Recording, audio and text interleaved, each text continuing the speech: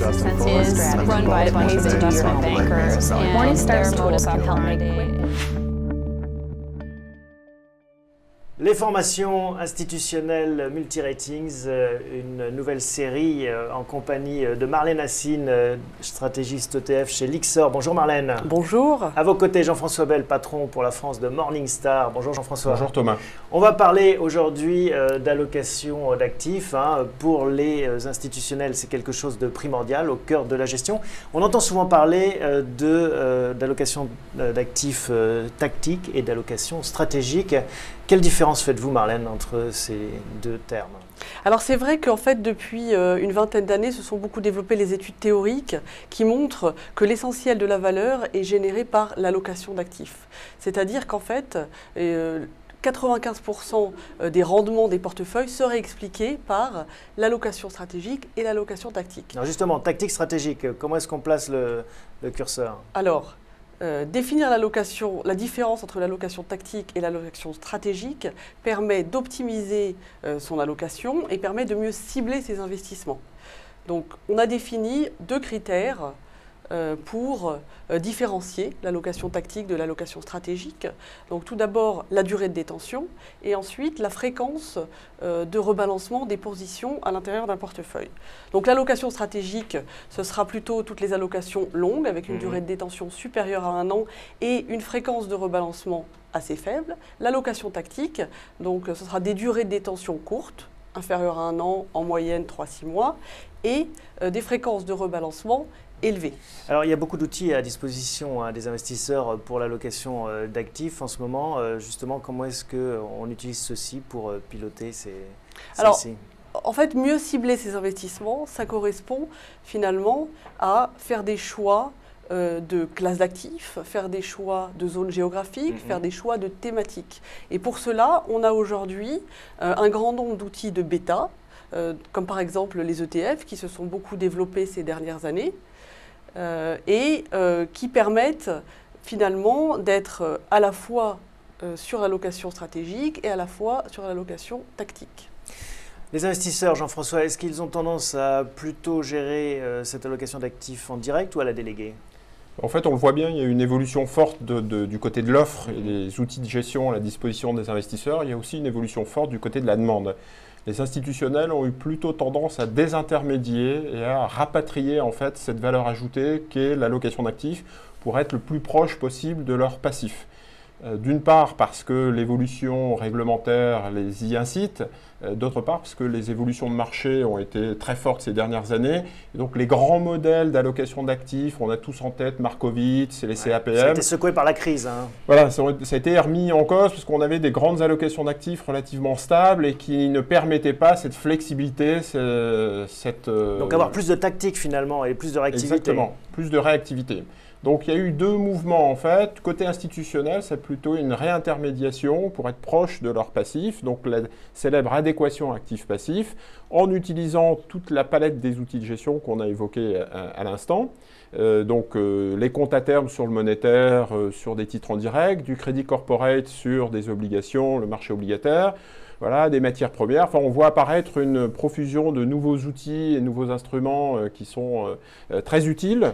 À côté de ça, il faut aussi remarquer que côté retail, côté distribution, c'était plutôt le mouvement inverse. C'est-à-dire que les gérants dans la crise ont vu que cette valeur ajoutée en fait n'était pas facile et ils ont eu plutôt tendance à la déléguer. Et donc, il y a des très grands gérants qui ont été distingués sur ces gestions diversifiées. C'est une classe d'actifs et une catégorie qui est très importante en France. Je vous donne 2-3 chiffres. 120 milliards d'euros sous gestion pour les fonds ouverts au public. Donc, c'est 15% des encours. C'est à peu près 1500 fonds répertoriés. C'est une classe d'actifs qui, sur un an, a collecté, alors que l'ensemble des autres classes d'actifs a plutôt décollecté sur un an. Et on a une bipolarisation de l'offre chez ces distributeurs, avec plutôt un point fort pour les gérants indépendants spécialisés, qui sont très actifs dans leurs allocations justement, et d'un autre côté, des grands réseaux avec des grands profils qui ont plutôt décollecté.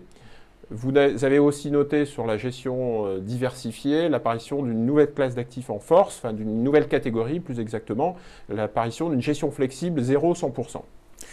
Les critères à avoir en tête quand on doit piloter son allocation. Alors c'est vrai que l'offre d'ETF s'est énormément développée ces dernières années, notamment en Europe, ces 10 dernières années, puisqu'on a aujourd'hui de l'ordre de 200 milliards d'euros d'encours sur le marché des ETF. Donc c'est important de savoir comment sélectionner le bon outil. Donc chez Lyxor, on a défini 5 grands critères. Alors lesquels? Alors, qu'on a inclus au sein de ce qu'on appelle la Lyxor ETF Scorecard. Donc, le premier grand critère, c'est la sélection de l'indice. Le deuxième grand critère, c'est la taille du fournisseur, qui est l'émetteur d'ETF. Le troisième grand critère concerne la liquidité, finalement, puisque c'est la principale promesse de l'ETF, d'apporter, quel que soit le moment de la journée, de la liquidité. Ensuite, le coût. Analyser tous les paramètres de coût. Et là-dessus, c'est important d'apporter de la transparence au marché. Et enfin, l'analyse des risques, l'ensemble des risques que l'on prend quand on utilise ce type de produit. Moi, j'ai envie de dire, chaque critère est important. Nous, on met beaucoup l'accent dans le cadre du processus d'allocation d'actifs sur le premier, qui est la sélection d'indices. Parce que la sélection d'indices, ça a des conséquences sur le profil risque-rendement de l'investissement. Donc, ce n'est pas neutre et c'est très important d'avoir l'ensemble des informations sur les indices. Jean-François, Marlène nous parle des ETF, mais il y a aussi d'autres outils, d'autres Exactement, critères. il y a un petit peu un débat en ce moment sur faut-il gérer en direct ou faut-il le déléguer. Il faut rappeler qu'il y a à peu près 70% des actifs institutionnels qui sont gérés en direct. Le célèbre buy and hold sur les obligations, enfin tous ces titres qui sont détenus en direct de manière plutôt stable. Mais beaucoup d'institutionnels, à travers des cahiers des charges et de la sélection de gérants, ont tendance à créer des mandats et des fonds dédiés. Alors, qu'est-ce qui permet en fait de distinguer, qu'est-ce qui va orienter en fait l'investisseur entre cette gestion en direct et cette gestion déléguée? Ça dépend en fait de la taille de l'institutionnel. Si vous êtes une petite mutuelle, vous allez plutôt avoir tendance à déléguer et avoir un grand package. Parce qu'on n'a pas tous les outils finalement in-house. On le voit bien, ça demande quand même beaucoup d'expertise. Il faut être stratège quelque part, il faut avoir des moyens humains, des moyens techniques. Ensuite, passer au stock picking ou au bond picking, donc avoir un accès au marché et le contrôle des risques. C'est quoi la bonne taille? Alors, à partir de quand on peut gérer en direct? Vous avez un chiffre en termes d'encours? Alors, je pense que des institutionnels qui gèrent moins de 200 millions d'euros ont tout intérêt à complètement déléguer cette gestion.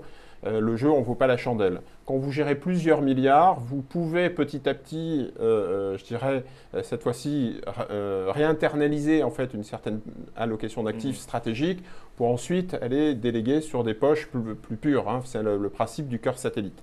Il y a un autre élément qu'il faut rajouter qui va beaucoup bouleverser en fait l'environnement, c'est Solvency II et la réglementation d'une manière générale, BAL 3 pour les banques. Très clairement, c'est plus tellement une allocation par grande classe d'actifs qui va être mise en place, mais c'est une allocation par budget de risque. Donc on est dans un principe de gestion des risques qui prend un petit peu le pas sur la gestion financière. Donc ça va obliger encore plus de moyens, de consacrer encore plus de moyens à la gestion financière. Et donc le débat gestion déléguée, gestion internalisée sur l'allocation d'actifs va être encore plus importante. Eh bien, merci à tous les deux pour ces éclaircissements. On se retrouve très bientôt pour une nouvelle vidéo consacrée aux formations institutionnelles Multi-Ratings.